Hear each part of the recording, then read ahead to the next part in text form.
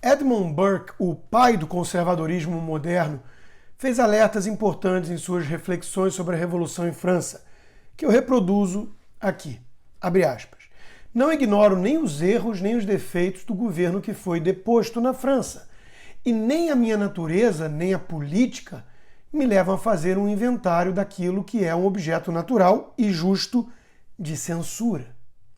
Mas ele acrescenta, será verdadeiro, entretanto, que o governo da França estava em uma situação que não era possível fazer-se nenhuma reforma, a tal ponto que se tornou necessário destruir imediatamente todo o edifício e fazer tábua rasa do passado, pondo no seu lugar uma construção teórica nunca antes experimentada?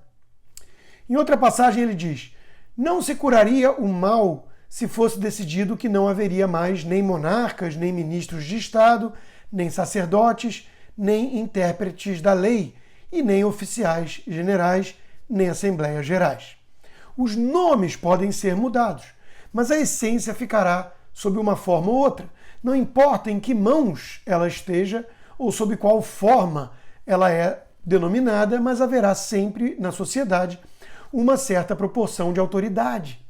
Os homens sábios aplicarão seus remédios aos vícios e não aos nomes, às causas permanentes do mal e não aos organismos efêmeros por meios dos quais elas agem ou às formas passageiras que adotam.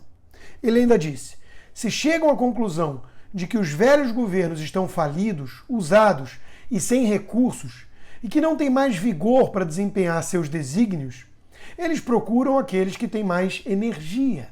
E essa energia não virá de recursos novos, mas do desprezo pela justiça.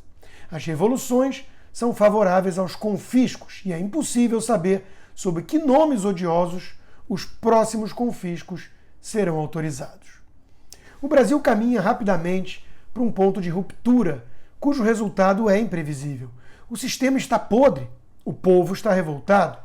Quando o povo decide peitar o sistema, isso é sempre um enorme perigo. E quem está na liderança de movimentos assim, assume um grande risco. O sistema é bruto. Do ponto de vista tático, é legítimo debater e até discordar os métodos ou do timing, mesmo considerando a causa justa. Os meios importam. Por isso, Ayn Rand usou, em A Revolta de Atlas, um personagem que era um pirata escandinavo, quem John Galt, o principal, condenava pelos métodos, ainda que simpático aos fins. Eu não tenho dúvidas de que muitos caminhoneiros que pretendem paralisar o país são patriotas, com as melhores intenções e querem evitar um destino venezuelano para o Brasil.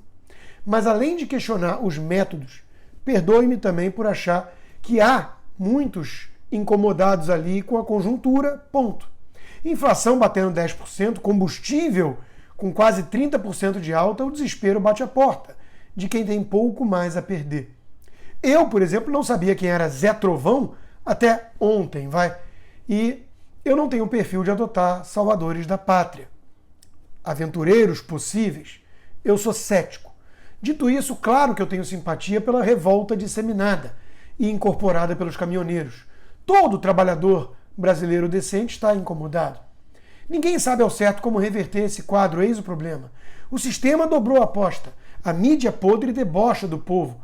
O STF segue com prisões arbitrárias e uma postura política de partido de oposição. Os pseudo-liberais passam pano nisso e ainda se aliam ao PT para derrotar o bolsopetismo. E coisas como essa que vimos hoje é um soco no estômago de cada patriota. O suposto financiador da mega operação de assalto em Araçatuba, preso ontem, já está solto, enquanto Daniel Silveira e Roberto Jefferson estão presos ainda. Esse é o retrato do Brasil de hoje.